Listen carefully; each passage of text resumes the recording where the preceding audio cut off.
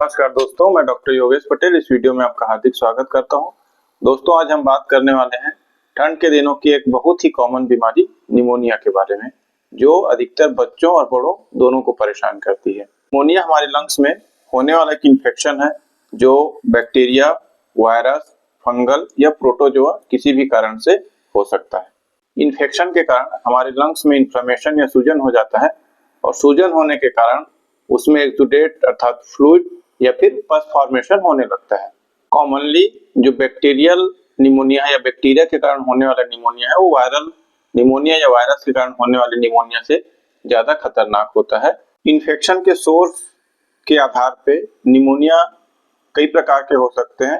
पहला हो सकता है कम्युनिटी एक्वायर्ड निमोनिया, अर्थात हमको कम्युनिटी से अगर इन्फेक्शन आता है तो कम्युनिटी एक्वायर्ड निमोनिया कहलाता है। कम्युनिटी में कहीं से भी हमको इन्फेक्शन आ सकता है। दूसरा हो सकता है हॉस्पिटल एक्वायर्ड निमोनिया, अर्थात अधिक दिनों तक अगर आप हॉस्पिटल में एडमिट हैं, भर्ती हैं, बार बार हॉस्पिटल आ रहे हैं, जा रहे हैं, तो अगर हॉस्पिटल से निमोनिया आपको होता है, हॉस्पिटल से किसी भी इन्फेक्शन के कारण निमोनिया हो जाता है, तो उसे हॉस्पिटल एक्वायर्ड निमोनिया कहते हैं। और ये जो हॉस्पिटल एक्वायर्ड निमोनिया है ये ज्यादा खतरनाक होते हैं क्योंकि इसमें जो बैक्टीरिया होते हैं वो रेसिस्टेंट होते हैं एंटीबायोटिक के लिए, तो आपके लिए ज्यादा खतरनाक साबित हो सकते हैं। तीसरा हो सकता है हेल्थ केयर एसोसिएटेड निमोनिया, अर्थात हॉस्पिटल के अतिरिक्त दूसरे हेल्थ केयर जैसे क्लिनिक है, किसी ओपीडी में आप जाते हैं तो वहां से अगर आपको इन्फेक्शन होता है तो उसको हेल्थ केयर एसोसिएटेड निमोनिया कहा जाता है। अगला है वेंटिलेटर एसोसिएटेड निमोनिया, अर्थात अगर कोई मरीज लंबे समय तक वेंटिलेटर में है तो आपको पता है कि वेंटिलेटर में सांस लेने के लिए, ऑक्सीजन सप्लाई के लिए, रेस्पिरेशन के लिए एक ट्यूब लगाया जाता है और उस ट्यूब के कारण कई बार लोगों को निमोनिया के इन्फेक्शन हो सकते हैं, बैक्टीरियल इन्फेक्शन हो सकता है। तो उसके कारण जो निमोनिया होता है उसे वेंटिलेटर एसोसिएटेड निमोनिया कहा जाता है। और ये जो वेंटिलेटर एसोसिएटेड निमोनिया है इसमें भी जो बैक्टीरिया होते हैं वो एंटीबायोटिक रेसिस्टेंट हो सकते हैं। अगला है एस्पिरेशन निमोनिया, अर्थात अगर आप कोई भी खाद्य पदार्थ जो आप खाना खा रहे हैं वो डाइजेस्टिव सिस्टम के अलावा अगर रेस्पिरेटरी सिस्टम में स्प्रेड हो जाता है अर्थात चला जाता है तो उसके इन्फेक्शन के कारण जो निमोनिया होता है उसे एस्पिरेशन निमोनिया कहा जाता है। इन्फेक्शन पैदा करने वाले ऑर्गेनिज्म है उसके आधार पर भी निमोनिया कई प्रकार के हो सकते हैं। तो पहला हो सकता है वायरल निमोनिया जो वायरस के कारण हो सकता है। दूसरा हो सकता है बैक्टीरियल निमोनिया जो बैक्टीरिया के कारण होता है। तीसरा हो सकता है फंगस निमोनिया जो फंजाई के कारण होता है।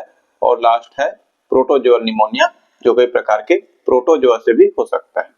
लंग्स में इन्फेक्शन कितना है या लंग्स के इन्वॉल्वमेंट के आधार पर भी निमोनिया दो प्रकार के हो सकते हैं। एक होता है लोब्यूलर निमोनिया जो लंग्स के छोटे छोटे लोब्स को इन्वॉल्व करता है पेचेस के रूप में, और दूसरा होता है लोबार निमोनिया जो एक या दोनों तरफ के पूरे लंग्स को कवर करता है या इन्फेक्शन हो सकता है।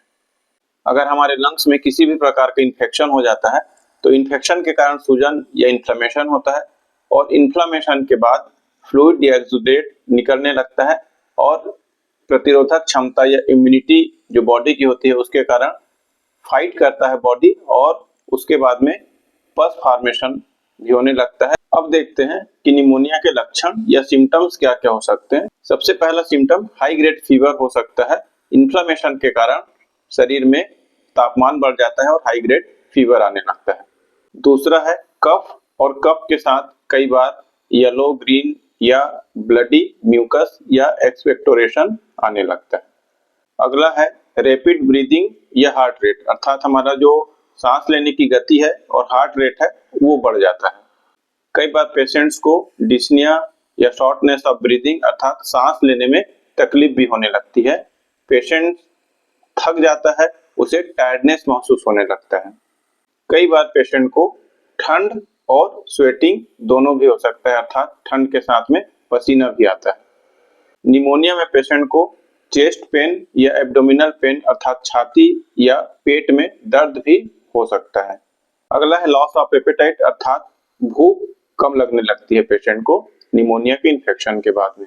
पिछले वीडियो में दोस्तों हमने देखा था सीओपीडी में कि लंग्स ही एक ऐसा जगह है जहाँ पे ऑक्सीजन और कार्बन डाइऑक्साइड का एक्सचेंज होता है अगर लंग्स में किसी प्रकार की परेशानी आती है तो एक्सचेंज न हो पाने के कारण शरीर में कार्बन डाइऑक्साइड की मात्रा बढ़ जाती है और कार्बन डाइऑक्साइड की मात्रा बढ़ने और ऑक्सीजन की मात्रा कम होने के कारण जो हमारा शरीर है, शरीर का जो स्किन है वो नीला पड़ने लगता है, जिसे साइनोसिस कहते हैं।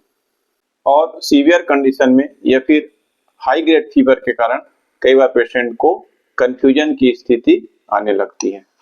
अब देखते हैं कि ऐसे कौन से व्यक्ति हैं जो हाई रिस्क ग्रुप हो सकते हैं, जिनको निमोनिया होने की संभावना ज्यादा होती है। तो सबसे पहले तो जो चाइल्ड हैं, अगर उनको ठंड में ज्यादा देर तक रखते हैं, ज्यादा देर तक ठंडी हवा या ठंड लगती है बच्चों को, तो उनको निमोनिया होने की संभावना सबसे ज्यादा होती है। इसी तरह से जो 65 ईयर बुजुर्ग हैं, उन्हें भी निमोनिया की संभावना ज्यादा रहती है। जो हॉस्पिटल में लंबे समय तक एडमिट होते हैं, जिनको हॉस्पिटल एक्वायर्ड निमोनिया होने की संभावना होती है। अगर कोई व्यक्ति लंबे समय तक स्मोकिंग कर रहा है तो उसे भी निमोनिया होने की संभावना बढ़ जाती है। और सबसे इम्पोर्टेंट चीज है इम्यूनिटी। जिस पेशेंट की इम्यूनिटी वीक रहती है या फिर ऐसे व्यक्ति जो इम्यूनो कम्प्रोमाइज होते हैं, ऐसे व्यक्तियों को भी निमोनिया होने की संभावना अधिक होती है। वायरल निमोनिया में पेशेंट को ड्राई कफ होता है, उसमें प्रोडक्टिव कफ बहुत कम पाया जाता है, अर्थात म्यूकस कम निकलता है। इसके साथ ही पेशेंट को बॉडी एक, हेडेक ज्यादा होता है और वायरल निमोनिया कई बार अपने आप भी कोर्स पूरा होने के बाद ठीक हो जाता है। बच्चों में अगर निमोनिया होता है तो आपको अपने सिम्टम्स बता नहीं पाते, तो उन्हें ऑब्जर्व करके या उनको देख के ही आपको समझना पड़ेगा कि पेशेंट या बच्चा निमोनिया से सफर कर रहा है या नहीं कर रहा है। अगर बच्चों को निमोनिया होता है तो उन्हें भी हाई ग्रेड फीवर के साथ कफ, सांस लेने में दिक्कत अर्थात डिस्निया, बार बार सांस लेना अर्थात तीव्र गति से सांस लेना, इसके अतिरिक्त डिस्कम्फर्ट, रेस्टलेसनेस अधिक होता है, अर्थात बच्चे एक जगह स्थिर नहीं होते हैं। कई बार बच्चों को फीडिंग या दूध पीने में भी परेशानी का सामना करना पड़ता है। कई बार बच्चे उल्टी करने लगते हैं, सुस्त हो जाते हैं, उनका खेलना बंद हो जाता है, कम हो जाता है। बच्चे जनरली जितना रोते हैं उससे ज्यादा रोना चालू कर देते हैं, जिसे अनयूजुअल क्राइंग कहा जाता है। डायपर कम वेट अर्थात सूखा ज्यादा रहता है।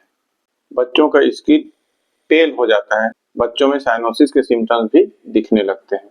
बुजुर्गों में थकान, लॉस ऑफ एपेटाइट अर्थात भूख कम लगना और मेंटल चेंजेस जल्दी दिखाई देने लगते हैं। जनरली निमोनिया जो है वो इन्फेक्शियस नहीं है, अर्थात बहुत जल्दी एक दूसरे से नहीं फैलता है, लेकिन नजदीक में खांसने से या फिर ज्यादा नजदीक में छींकने से वायरस या बैक्टीरिया एक दूसरे से फैल सकते हैं। अब हम देखते हैं कि निमोनिया को किन किन जांचों से पता किया जा सकता है। तो सबसे पहला है एक्सरे। एक्सरे के द्वारा हम लोब्यूलर निमोनिया है या लोबार निमोनिया है, दोनों को पता लगा सकते हैं। एक्सरे में पैचेस दिखने लगते हैं। इसके साथ ही ब्लड टेस्ट से हम इन्फेक्शन का पता लगा सकते हैं। स्प्यूटम टेस्ट से भी पता लगाया जा सकता है।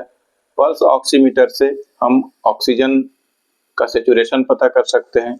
इसके अलावा कई बार प्लूरल फ्लूइड का भी जांच कराया जाता है। ऑक्सीजन लेवल पता करने के लिए एट्रियल ब्लड गैस भी कराया जाता है और कई बार ब्रोंकोस्कोपी कराने की भी आवश्यकता होती है। दोस्तों, निमोनिया से बचाव ज्यादा जरूरी है। अगर हम ठंड में कहीं जाते हैं तो हमें अंदर ठंड न लगे, इसका ध्यान रखना पड़ेगा और बच्चों को खासकर हमें ठंड से बचाने की आवश्यकता है। बच्चों और बुजुर्ग को जितना ठंड से बचाएंगे ठंड में, उतना वो निमोनिया से दूर रहेंगे। इसके अलावा होम्योपैथी में arsenic, bryonia, pulsatilla, antim tart, silicea, sulphur, lobelia, blatta, senega, justicia जैसी दवाइयां हैं, जिनके सेवन से निमोनिया से निजात पाया जा सकता है। लेकिन होम्योपैथी डॉक्टर आपके अंदर के और कई सारे सिम्टम्स को देखने के बाद होम्योपैथी दवाई का चयन करता है। अगर आपको दी गई जानकारी पसंद आई होगी, अच्छी लगी होगी, तो हमारे चैनल को जरूर सब्सक्राइब और लाइक करें। धन्यवाद।